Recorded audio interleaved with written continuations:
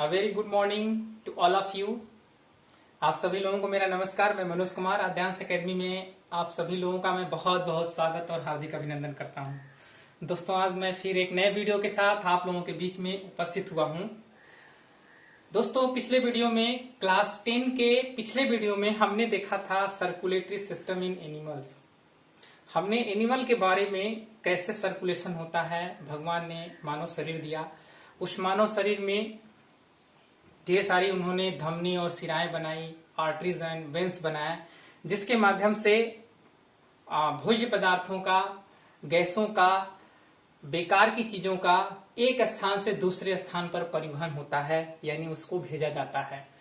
लेकिन दोस्तों, बात करने वाले हैं आज हम कि जैसे मानव में सब चीजों का परिवहन होता है, आवागमन होता है, उस तरह से पौधों में कैसे होता है। नेचर ने पौधों में ऐसा क्या चीज बनाया जिसके माध्यम से पौधों में इन सभी चीजों का परिवहन हो सके। तो देखते हैं, चलते हैं, हम देखते हैं कि नेचर ने क्या बनाया। सर्कुलेशन इन प्लांट्स, पौधों में वहन। There are two types of vessel. Vessels means होता है वाहिका या वाहिकाएं। वाहिका मीन्स होता है जो वाहक हों, अर्थात ले जाने ले आने वाले हों। तो क्या ले जाएंगे, क्या ले आएंगे। तो जो वेसल्स हैं उनका नाम है जाइलम और फ्लोएम। दो वेसल्स हैं, जाइलम और फ्लोएम। ये पौधों में दोनों पाए जाते हैं। जाइलम और फ्लोएम दोनों पौधों में मौजूद होते हैं। तो सबसे पहले हम बात करने वाले हैं दोस्तों जाइलम की। These vessels take water and minerals ion from the root to the stem and leaves. ये जो है ये पूरे प्लांट के पार्ट्स में बिखरे होते हैं। ये हमारे पास एक प्लांट है। ये प्लांट का ऊपरी हिस्सा है जिसको हम शूट सिस्टम बोलते हैं।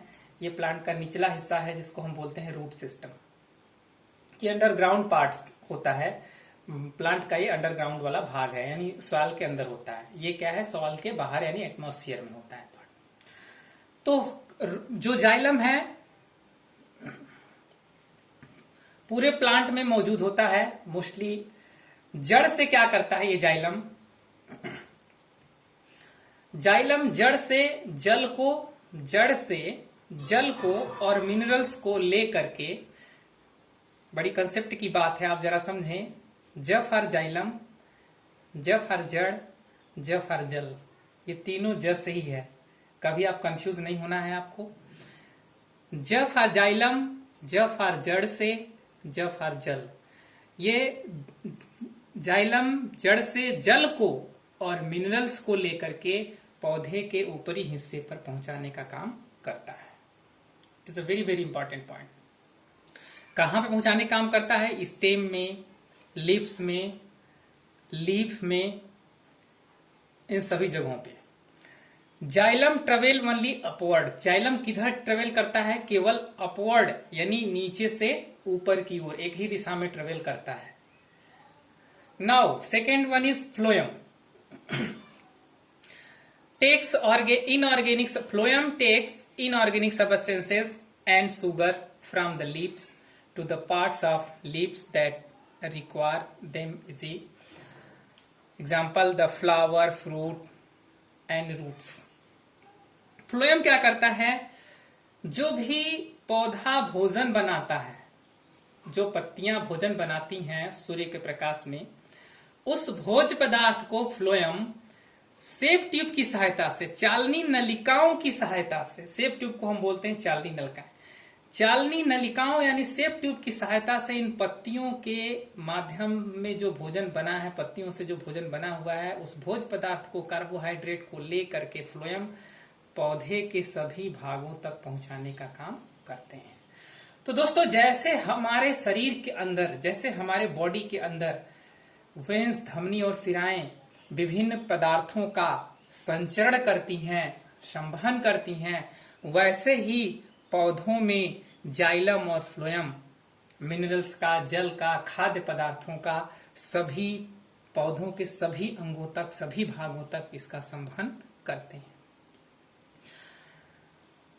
Phloem travel in both direction. एक इंपॉर्टेंट बात है कि जो फ्लोएम होता है वो एक ही दोनों डायरेक्शन में ट्रेवल करता है, नीचे भी और ऊपर भी। नाउ कुछ इंपॉर्टेंट टर्म्स हैं, इन टर्म्स को हम देखें ताकि आगे जो हम स्लाइड दिखाएं उसमें पूरा समझ में आ जाए आपको। सबसे पहले बात करते हैं ट्रांसपीरेशन की। Water evaporate from lips in process called transpiration. पौधों में पत्तियों द्वारा जल का वाष्प के रूप में उत्सर्जित होना ट्रांसपीरेशन कहलाता है। क्या कहलाता है? ट्रांसपीरेशन कहलाता है, यानी वाष्प का उत्सर्जन वाष्पोत्सर्जन कहलाता है। पत्तियों द्वारा जल का वाष्प के रूप में एटमॉस्फेयर में, वायुमंडल में बाहर जाना वाष्पोत्सर्जन कहलाता है। दूसरा है translocation, transfer of soluble products of photosynthesis. प्रकाश संश्लेषण के दौरान पौधा जो भोज्य पदार्थ इकट्ठा किया है सुगर्स के रूप में, सोल्यूबल प्रोडक्ट के रूप में, उस पदार्थ का पौधे के सभी भागों तक पहुंचाया जाना ट्रांसलोकेशन कहलाता है। ट्रांसपोर्ट ऑफ सोल्यूबल प्रोडक्ट, जो घुलनशील पदार्थ है, फोटोसिंथेसिस में जो प्रकाश संश्लेषण के दौरान जो सोल्यूबल पदार्थ बना हुआ है, प्रोडक्ट बना हुआ है, उसे पत्तियों से अदर भागों तक पहुंचाना, पत्तियों से पौधे के और भागों तक पहुंचाना क्या कहलाता है? ट्रांसलोकेशन कहलाता है। नाउ दो टर्म्स और है, एडहेशन एंड कोहेशन। क्या होता है? When water clings to a surface of xylem vessels, जब इस जड़ से पानी जब ऊपर जाने लगता है तो होता क्या है कि जो जाइलम वेसल्स की दीवार होती हैं, जो जाइलम वेसल्स वाहिका की जो दीवार होती हैं, यदि उस दीवार से पानी चिपकता हुआ जाता है, ये प्रक्रिया क्या कहलाती है? अधेशन कहलाती है। अर्थात कह सकते हैं सिंपल, यदि पानी किसी दूसरे सरफेस से चिपका हुआ है तो उसे क्या कहते हैं? अधेशन कहते हैं। कोहेशन क्या होता है?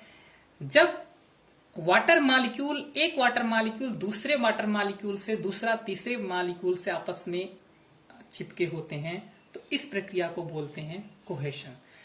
Is the attraction between water molecules, यानी जब वाटर मॉलिक्यूल्स ही आपस में एक दूसरे से चिपके होते हैं तो इस प्रक्रिया को बोलते हैं कोहेशन। और ऐसे फोर्स को बोलते हैं कोहेशन फोर्स, यानी ससंजन बल। एक होता है आसंजन बल, दूसरा होता है ससंजन बल। ससंजन का मतलब होता है जब कोई एक ही पदार्थ के बीच में आपसी आकर्षण हो, जैसे पानी है तो पानी के एक मॉलिक्यूल दूसरे मॉलिक्यूल से आपस में चिपका हुआ हो। नाउ कुछ और टर्म्स हैं, isotonic, hypotonic and hypotonic. Isotonic, hypertonic and hypotonic. Iso means होता है समान, सेम। यहां पे हम बात कर लेते हैं आइसोटोनिक में क्या होता है कि जितने आइसोटोनिक सोल्यूशन में क्या होता है कि जितने विलायक के अणु होते हैं उतने ही विलेय के अणु होते हैं। जब विलेय और विलायक दोनों के अणु समान होते हैं, यहाँ पे जो ब्लू कलर का है वो सॉल्वेंट है और जो रेड कलर का बनाया है वो सोल्यूट है, विलेय है, यानी चीनी और पानी है। इसमें पानी के मॉलिक्यूल्स कौन है? सॉल्वेंट यानी ब्लू कलर के, और रेड कलर में कौन है? चीनी के मॉलिक्यूल है, चीनी है, चीनी के पार्टिकल्स हैं। तो यदि ये दोनों की मात्रा यदि समान हो तो इसे हम क्या कहेंगे? Isotonic solution. हाइपरटोनिक सॉल्यूशन में क्या होता है कि सोल्यूट यानी चीनी की मात्रा अधिक हो और पानी की मात्रा कम हो, सॉल्वेंट की मात्रा बहुत कम हो और चीनी की मात्रा, सोल्यूट की मात्रा बहुत ज्यादा हो, तो ऐसा सॉल्यूशन क्या कहलाएगा? Hypertonic solution. Hyper means more, tonic means strength. Hypotonic solution, hypo means होता है लेस। यदि सोल्यूट की मात्रा बहुत कम हो यानी चीनी की मात्रा बहुत कम हो और सॉल्वेंट की मात्रा यानी पानी की मात्रा बहुत ज्यादा हो, तो ऐसा सॉल्यूशन क्या कहलाएगा? हाइपोटोनिक सॉल्यूशन कहलाएगा। इन टर्म्स को जानने के बाद हम जो आगे बात करने वाले हैं वो सारी कहानी इन्हीं टर्म्स के माध्यम से ही हम समझेंगे। दोस्तों, ये हमारे पास एक प्लांट है। प्लांट के दो भाग हैं मोस्टली। कौन कौन से? ऊपर वाले भाग यहां से लेकर के यहां तक का भाग शूट सिस्टम है, यहां से यहां तक का भाग क्या है, रूट सिस्टम है। सॉरी, रूट सिस्टम में क्या है, ये देख लीजिए, ये रूट हेयर है, यहां पे एक कट निशान लगाया गया है, यहाँ पे एक हम इसकी कट करके, इस रूट हेयर की कटिंग करके यहाँ पे एक स्लाइड को दिखाया गया है।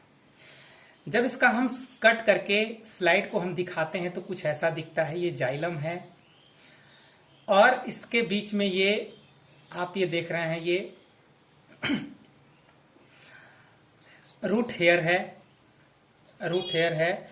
इस रूट हेयर के माध्यम से पानी जो है जाइलम में इंटर करता है और जाइलम में इंटर करने के बाद ये स्टेम के जाइलम से होते हुए लीफ के जाइलम तक पहुंचता है और उसके बाद लीफ के जाइलम से होते हुए स्टोमेटा के रंध्र के माध्यम से बाहर निकल जाता है।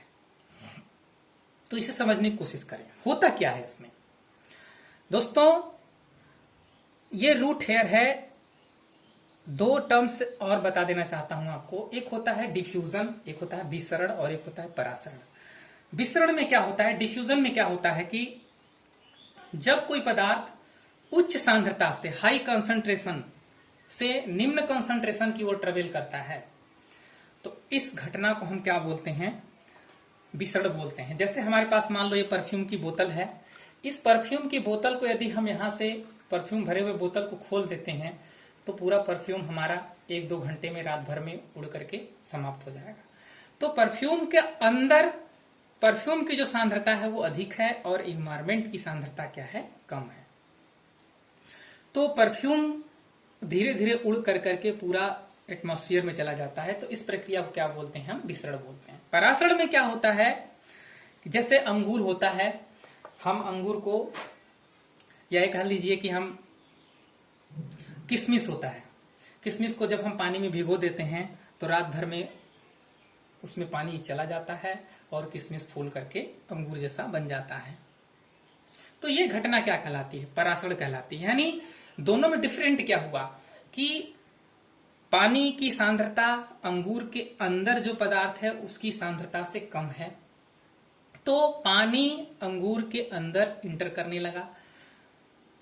इसका मतलब यह है कि विसरण में कोई अर्धपारगम्य झिल्ली नहीं होती, जबकि परासरण में कोई न कोई झिल्ली जरूर मौजूद होती है, झिल्ली को पार करके। और एक इंपॉर्टेंट बात है कि विसरण में उच्च सांद्रता से निम्न सांद्रता की ओर पदार्थ का गमन होता है, जबकि परासरण में निम्न सांद्रता से उच्च सांद्रता की ओर पदार्थ का गमन होता है। जैसे हमने किशमिश को पानी में डाला तो पानी की सांद्रता कम है और उसके किशमिश के अंदर की सांद्रता अधिक है, तो पानी धीरे धीरे रात भर में किशमिश के अंदर इंटर कर जाता है। तो इसी से हम आपको समझाने वाले हैं। यहां पर क्या होता है कि जो रूट हेयर का एक सेल दिखाया गया है यहाँ पे, इसमें जो रूट हेयर का जो सेल है इसकी सांद्रता अधिक होती है और मिट्टी में जो पानी है, पानी की सांद्रता क्या होती है, कम होती है। तो पानी क्या है, परासरण प्रक्रिया द्वारा इस सेल को पार करके, इस झिल्ली को पार करके इस रूट हेयर के सेल के अंदर प्रवेश कर जाता है। जब रूट सेल के अंदर प्रवेश करता है तो इस रूट सेल की जो सांद्रता है, पानी के पहुंचने से इसकी सांद्रता कम हो जाती है और इसके ऊपर वाली जो सेल है, जैसे ये वाली सेल है या ये वाली सेल है, इसकी सांद्रता इसके अपेक्षा अधिक हो जाती है। तो फिर से ये इसमें का पानी निकल करके इसमें चला जाता है। तो जब इसमें पानी निकल के चला जाता है ऑस्मोसिस द्वारा, तो यहाँ की सांद्रता अब कम हो गई, अब ऊपर वाले की सांद्रता बढ़ गई। तो फिर इसमें से इसमें चला जाता है, फिर इसमें से इसमें, फिर इसमें से इसमें, फिर इसमें से इसमें जाइलम तक चला आता है। अब यही प्रक्रिया जो है आगे बढ़ती जाती है, आगे बढ़ती जाती है और पानी ऊपर बढ़ता जाता है। अब जब ऊपर बढ़ता जाता है तो एक समय ऐसा आता है कि पानी जब लीफ में पहुंचता है तो लीफ के स्पॉन्जी में जो फिल से होते हुए ये पहुंच जाता है कहाँ पे, गार्ड सेल के पास या लोअर एपिडर्मिस। पत्ती का 2 एपिडर्मिस होता है, एक अपर एपिडर्मिस, एक लोअर एपिडर्मिस। हम इससे आपको बता देना चाहते हैं कि ये पत्ती का ऊपरी वाला भाग है, इसको हम बोलते हैं अपर एपिडर्मिस, और ये पत्ती का निचला भाग है, इसमें बोलते हैं लोअर एपिडर्मिस। इसी के अंदर जो खुरदुरा भाग होता है, इसी में रंध्र होता है। ऊपर रंध्र नहीं होता, नीचे रंध्र होता है। कहाँ होता है? जो खुरदुरा भाग होता है उसके निचले हिस्से पे पत्ती के रंध्र पाया जाता है। तो ये इसको हम बोलते हैं अपर एपिडर्मिस। इसको क्या बोलते हैं? Lower epidermis. ये लोअर एपिडर्मिस का हिस्सा ये है, अपर एपिडर्मिस का हिस्सा ये है। तो इसके अंदर पहुंचने के बाद अब कहां पहुंचा? Guard cell. गार्ड सेल क्या होता है? जैसे किसी दरवाजे के पास कोई गेटमैन बैठा होता है, उसे पूछ करके आता जाता है आदमी, वैसे ही जब भी गार्ड चाहे तो अपना दरवाजा बंद कर ले, इंटरफियर हो जाएगा बंद, कोई ना अंदर जाएगा ना कोई बाहर। ऐसे ही ये स्टोमेटा मोस्टली दिन में बहुत ज्यादा मात्रा में ओपन होते हैं, खुलते हैं, रात में बंद हो जाते हैं। तो अब जैसे ही वाष्प के रूप में पानी बाहर निकलने लगता है तो एक तनाव उत्पन्न हो जाता है। एक क्या उत्पन्न हो जाता है? एक टेंशन उत्पन्न हो जाता है। वैसे ही जैसे हम कोई सिरिंज से पानी निकाल के जब ऊपर हम वैक्यूम क्रिएट करते हैं तो पानी नीचे से ऊपर जाने लगता है एक तनाव के कारण, वैसे ही यहां पर भी एक टेंशन उत्पन्न हो जाता है। उस टेंशन, अब ये टेंशन क्यों उत्पन्न हुआ? क्योंकि ये पानी के जो मॉलिक्यूल्स हैं एक दूसरे से कोहेशन फोर्स द्वारा एक दूसरे से जुड़े होते हैं। तो जब ये मॉलिक्यूल ऊपर बढ़ता है तो ये इसको भी खींचता है, ये वाला जब खींचता है तो ये वाला इसको भी खींचता है, और ये वाला इसको भी खींचता है, ये वाला इसको भी खींचता है, ये वाला इसको भी खींचता है। क्योंकि ये वाला मॉलिक्यूल्स वाष्प के रूप में बाहर निकल रहा है, तो जो पानी के रूप में मॉलिक्यूल्स हैं वो एक दूसरे को जो चिपके हुए हैं एक दूसरे से वो खींचते चले जाते हैं। तो नीचे वाला ऑटोमेटिक खींचता ऊपर चला जाता है, और ऊपर से पानी के मॉलिक्यूल्स कम होते जाते हैं, वाष्प के रूप में बाहर निकलते जाते हैं। इसलिए लगातार जो है इनका इवापोरेशन होता जाता है। तो ये पूरी घटना क्या कहलाती है? ट्रांसपीरेशन। इसको हम बोलते हैं वाष्प का उत्सर्जन।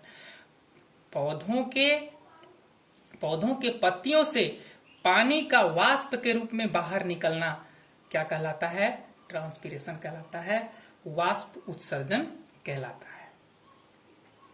नाउ दोस्तों अब बात करते हैं हम ट्रांसलोकेशन की। अब क्या होता है, और ये जो पूरी प्रक्रिया है किसके द्वारा हो रही है? जाइलम के द्वारा। किसके कारण हो रही है? सब जाइलम के द्वारा। दूसरी प्रक्रिया है ट्रांसलोकेशन। पौधा यहां पानी सभी अंगों तक पहुंचाया।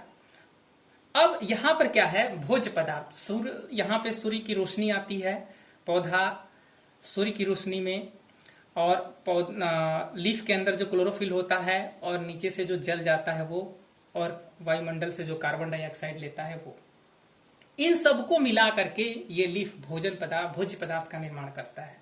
कार्बन डाइऑक्साइड, सूर्य का प्रकाश, जल, क्लोरोफिल, ये सारे मिल करके किसका निर्माण करते हैं? कार्बोहाइड्रेट का निर्माण करते हैं। जब भोज्य पदार्थ का निर्माण कर लेते हैं तो इन भोज्य पदार्थ को सभी जगहों पे पहुंचाने की जरूरत होती है। जैसे हमारे शरीर में जो छोटी आंत होती है, छोटी आंत में जब भोज्य पदार्थ इस रसायनों द्वारा अवशोषित कर लिया जाता है तो उसे सेल तक पहुंचाने की जरूरत होती है।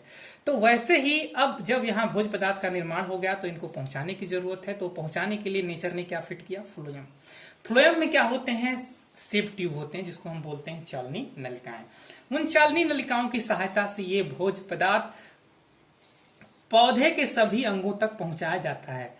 जब ये सभी भोज्य पदार्थ पौधों के सभी अंगों तक पहुंचा दिया जाता है तो इस प्रक्रिया को बोलते हैं ट्रांसलोकेशन, स्थानांतरण। इसको क्या बोलते हैं? हम स्थानांतरण बोलते हैं। ये किसके द्वारा होता है? फ्लोएम के द्वारा। फ्लोएम में क्या होता है? चालनी नलिका होती है। अब दोस्तों एक एक्सपेरिमेंट के माध्यम से हम बताना चाहेंगे आपको कि ट्रांसपीरेशन को आप अपने घर में भी ट्रांसपीरेशन को अपने घर में भी एक एक्सपेरिमेंट के माध्यम से समझ सकते हैं। आप देख सकते हैं, जैसे हमारे पास हम एक गमला लेते हैं। ये हमारे पास गमला है, गमले में लगा हुआ एक पौधा है छोटा सा। पौधे को लगा करके एक प्लेन सरफेस पे रख करके बंद करके उसमें हम क्या करते हैं? हमारे पास एक बेल जार होता है इस तरह से शीशे का। उस पौधे को हम इस तरह से ऐसे ढक देते हैं। पौधे को क्या करते हैं? इस तरह से ऐसे ढक देते हैं। जब ढक देने के बाद हम क्या करते हैं? कुछ समय तक इसको हम सूर्य के प्रकाश में रख देते हैं। 10-20 मिनट बाद आप देखेंगे तो इस पौधे के पत्तियों से पानी निकल के, वाष्प के रूप में पानी निकल करके, अब इसको जाने का रास्ता तो है नहीं कहीं, तो पानी निकल करके इसके दीवार पर आपको बूंद बूंद के रूप में दिखाई देता है। तो आपके घरों में कुछ ना मिले तो आप एक पारदर्शी ट्रांसपेरेंट कांच का गिलास ले लीजिए, छोटा सा गमला तैयार कीजिए और उस गमले में एक प्लांट लगा करके और वाष्पोत्सर्जन प्रक्रिया को आप अपनी आंखों से देख सकते हैं और एक्सपेरिमेंट भी कर सकते हैं। तो इस प्रक्रिया द्वारा यह सिद्ध हो जाता है कि पौधे सूर्य के प्रकाश में वाष्प का उत्सर्जन करते हैं। तो दोस्तों मुझे उम्मीद है कि आप लोगों को यह समझ में आ गया होगा कि जैसे हमारे शरीर में, जिस तरह से हमारे शरीर में विभिन्न प्रकार के पदार्थों का स्थानांतरण होता है, सर्कुलेशन होता है, वैसे ही पौधों के शरीर में भी, यानी पौधे के प्लांट्स बॉडी में भी विभिन्न पदार्थों का, जल का, मिनरल्स का, कार्बोहाइड्रेट्स का और अनखाद्य पदार्थों का स्थानांतरण होता है। किसके द्वारा स्थानांतरण होता है? जाइलम और फ्लोएम के द्वारा होता है। वैसे ही जैसे हमारे शरीर के अंदर धमनी और शिराओं के द्वारा विभिन्न प्रकार के पदार्थों का स्थानांतरण होता है, वैसे ही पौधों के अंदर भी जाइलम और फ्लोएम के द्वारा विभिन्न प्रकार के पदार्थों का स्थानांतरण होता है। थैंक यू दोस्तों, बहुत बहुत धन्यवाद आप लोगों को। वीडियो अच्छा लगे तो आप इसे लाइक करें, सब्सक्राइब करें और शेयर भी करें और सबसे पहले बेल आइकन को दबाएं दोस्तों, ताकि आप लोगों को आने वाला नया वीडियो आपको सबसे पहले मालूम हो सके। Thank you, very very thank you.